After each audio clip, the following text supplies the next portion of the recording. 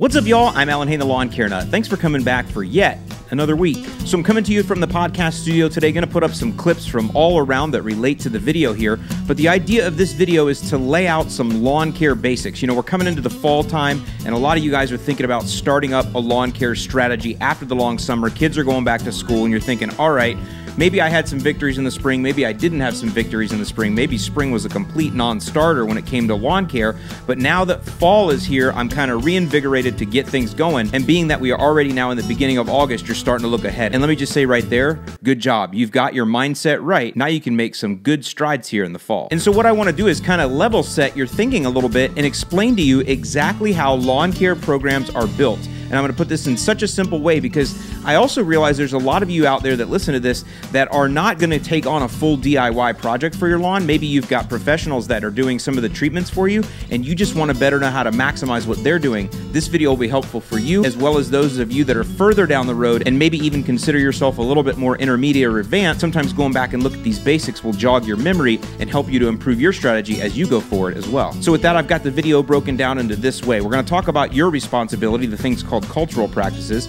Then we're going to talk about the two main things that you have to do to the lawn or the inputs to the lawn in order to have a nice lawn. And those inputs are fertilizer and weed control. And then from there, we're going to talk about some optional strategies or ones that may be only used in certain occasions. And that's going to be insect control, fungal control, and biostimulants. I'm going to break everything down like that and let you see how it fits into a lawn care strategy so you can pick and choose which parts you might want to work on DIY for this fall and even in the next spring. One way to look at your lawn care strategy is to approach it like eating the elephant. Nobody eats an entire elephant in one bite. No, it's a series of small bites. And right now, this time of year is a great time to figure out which small bites you want to take on.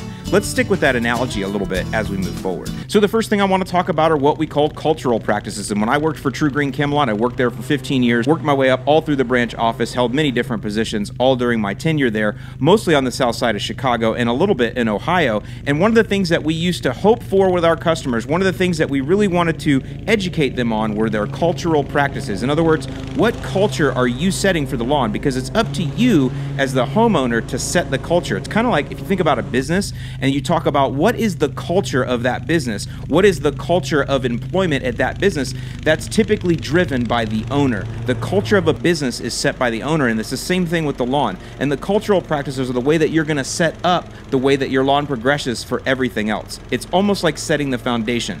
The cultural practices have to be in line for everything else to work along with it. The main cultural practices we talk about are mowing. It's very important to get your mowing right. Almost every lawn care professional will tell you, if my customers just got their mowing right, it would solve 80 to 90% of the other challenges or problems that we have. I've got a ton of videos on mowing, which I'll link in the description below. There'll be a lot of different videos and resources for you, but in short, you want to make sure that you mow the proper height for your grass type, which I'll list over here on the side. And then on top of that, you want to make sure you're following the 1/3 rule, which means you'll never remove more than 1/3 of the grass blade's length in a single mowing. For some of you, that might mean you can get away with mowing only once a week. Others of you, you may need to mow every 3rd or 4th day. I know it's a commitment, but it's important to set that culture right so you can set yourself up for success in other endeavors in the lawn. The second cultural practice that you're going to hear mentioned a lot is irrigation or watering. Now down here in Florida, we're in our watering season, so I don't have to water it all right now. But you guys up in the Midwest and up into the Northeast, you've actually just come out of a heat spell, and watering has been very important for you,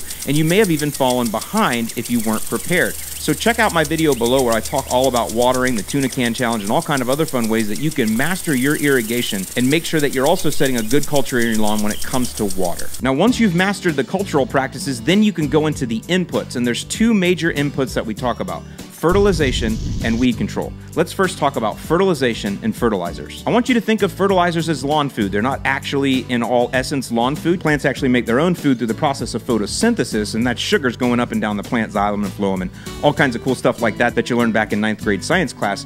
But in a nutshell, we need to add things to the soil, add different nutrients and vitamins and things like that to support all of the growth that the lawn is going through, and that's what fertilizers do. Fertilizers can be broken down into two simple categories: macronutrients, which are needed in the greatest quantities. Those would be nitrogen, phosphorus, and potassium, and micronutrients, which are also needed for healthy turf growth, but just in much smaller quantities. Some micronutrients that you might be familiar with are iron, manganese, and zinc. Now, I want you to think about the way you eat here. Just think about the way that you get your nutrients into your body. Sometimes you'll take those in through liquids, sometimes you'll take them in through solids, sometimes you can take them in through gels or different ways that you could take nutrients into your body, and the soil is really no different. You can feed your soil with liquid fertilizers or granular fertilizers.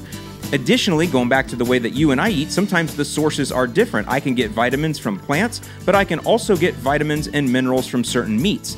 The key is that I balance that out and get what I need when I need it, and sometimes I just vary things up just because it's fun to do that. Same thing can come from fertilizers. For example, here's a good fertilizer that you've all heard of called Milorganite. The analysis here is a 640, which means 6% nitrogen, 4% phosphorus, and 0% potassium. It also has macronutrient calcium as well as micronutrient iron. Now, the source of this fertilizer is called a biosolid, and it comes in a granular form. This is an excellent choice if you can find it. Here's another fertilizer. This is called Carbon X, and it has an analysis of 2404.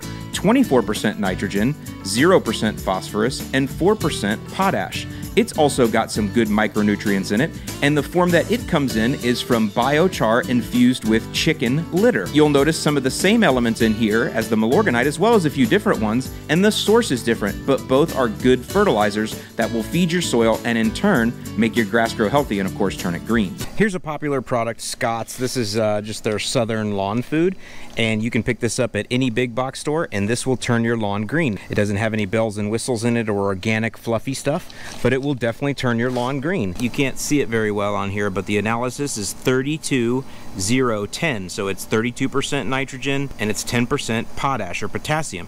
It also has 2% iron. This is very high in nitrogen, and this will give your lawn a very quick pop. It's not necessarily going to feed the soil, but it will give your lawn a quick pop of green. This product here will give your lawn a pop of green, albeit slower, and you have to put a lot more down. Lots of people use these products and have a nice green lawn, but if you want to get a little bit more funky fresh, if you want to have a little bit more fun, get something that's organic that will feed the soil. All three of these products will get your lawn green. This is Milorganite, this is an organic. This is Scott's Turf Builder, this is a synthetic. This is Carbon X, this is a hybrid. It's organic and synthetic. See how that works? See how that works? Mix them all three up. Use which one you can spread easier out of your spreader, which one is more available to you, which one fits your budget better. All of these different things, but mix them all up and try a little bit of this and a little bit of that. And here's a liquid product called 1801 Green Punch. 18% nitrogen, 1% potassium. It's also got some iron included, but this is delivered via liquid. Like I said, when you take in your nutrients, sometimes you take in liquids, sometimes you take in solids, and sometimes you take in a little bit of both. Still, here is yet one more fertilizer product. This is a very specialized product because it only contains one thing. It contains micronutrient iron. So you can see that you could get the diet for your lawn from many different sources. It doesn't mean one is better than another. It just means they're all going to deliver something differently in a little bit different way, and you should choose the one that allows you to get the best application down in your property. One other thing to consider here is there's nothing wrong with fertilizers that contain synthetic materials. Just like you might want to take one vitamin that would give you all of your daily supplements that you need for the day, or you could eat 72 salads. Either way, you're going to get the nutrients you want. It's just a little bit easier sometimes to take that synthetic because that allows less pounds in your stomach or less mass in your stomach, 72 salads versus one little pill, and it's the same thing when it comes to the lawn. Synthetics allow you to put down a lot less product and still get the same results. So sometimes it's good to have fertilizers that are juiced with a little of this and a little of that. I've been doing this long enough and I realize that some of you look at all those products all lined up there and you get this fear in your chest. It's the same fear that you have when you go to Home Depot and you walk down the aisle and you see all these things. Now, I assure you, I don't use all of these things. I do this for a living, so I have quite a bit bigger a supply than most people. But I will tell you, that's the exact reason why this channel exists. Make sure you subscribe here because I demystify all these things for you because it's really not that difficult and you don't need to have near this many products in your arsenal. So subscribe to the channel and I promise you, the lights will begin to come on for you and you will start to enjoy lawn care. And you will start owning lawn care instead of it owning you. Now the next piece of the puzzle is weed control. We want to keep the weeds out of the lawn. We've got the cultural practices right, the mowing and the watering. You've got your fertilizer down, so that's going to be feeding the lawn to grow nice and green. Now we just want to keep out all the competition, and that's mostly going to be weeds. There's two ways to go after weeds, pre and post. Pre or pre-emergent means to get to them before they come up, and post-emergent means you go after them reactively after they've already come up. Almost all of you are going to need to employ a little of this and a little of that with that strategy as well. And in fact, I've got a full weed control guide, a full pre-emergent guide, and a full post-emergent guide all free to you. If you'll subscribe to my email, click the link in the description below. We'll send you out those free guides as well as a weekly email. Every Tuesday we send out real-time tips about what's going on around the country, what's different things that you can do to improve your lawn and things like that to go ahead and further your education. But one of the things that you get right away are 2 full guides, one on pre-emergence and one on post-emergence, all free to you if you sign up for my email list in the description below. Now, I'll tell you right now, most of you could stop right there and you would have a better lawn than most of the people in your neighborhood. Mow right, water right, good cultural practices. Make sure you're putting down good balanced fertilizers, all different ones, whatever you want to choose, every 4 to 6 weeks, depending where you live, and then kill weeds as you see them. There are very many simple ways to do that. I'll also link in the description below to some videos that I've done that teach you how to go to the store and pick out weed control there, and also teach you how to spray all on your own. All of these videos are right here on the channel, and if you like that kind of stuff, DIY, how to spray weeds, how to kill weeds,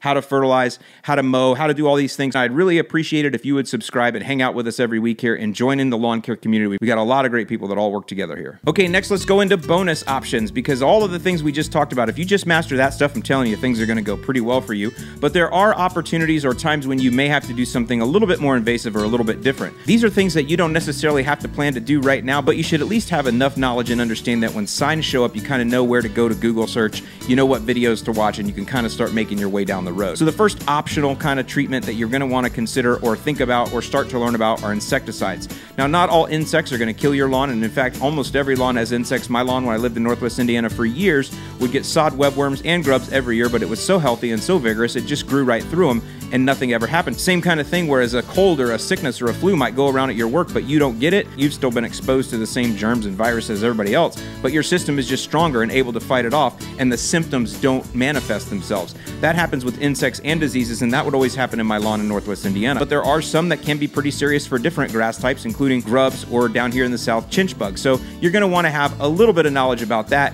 Keep reading, keep studying, but don't worry about mastering insecticides right now. In a similar fashion, our next optional treatment, diseases or fungus controls, is also something you might want to learn a little bit about. Not all lawn diseases cause any kind of long-term damage, and very few of them actually will wipe a lawn out, but there are cases when you still want to know what's there and why, so you can adjust your cultural practices to help your lawn through. Just like we talk about with everything though, having a healthy, vigorous turf stand that is being maintained properly with a good culture is going to get through a lot of those problems on its own, and many times treatment is not needed at all. Now, there's a third optional strategy that you can undertake, and this one is more about adding horsepower, and those are called biostimulants. Things like humic acid, fulvic acid, sea kelp, biochar, microbes or bugs in a jug, all of these things that can be added to the soil to help stimulate soil biology, to help stimulate activity in the soil, will then help to support the root system of the turf overall, and can also help your turf pull out more nutrients naturally. So that's why we want those things, and that is not something that you have to undertake now. It's not a strategy that's required. In fact, you can have a beautiful lawn without it. However, one other good thing about biostimulants is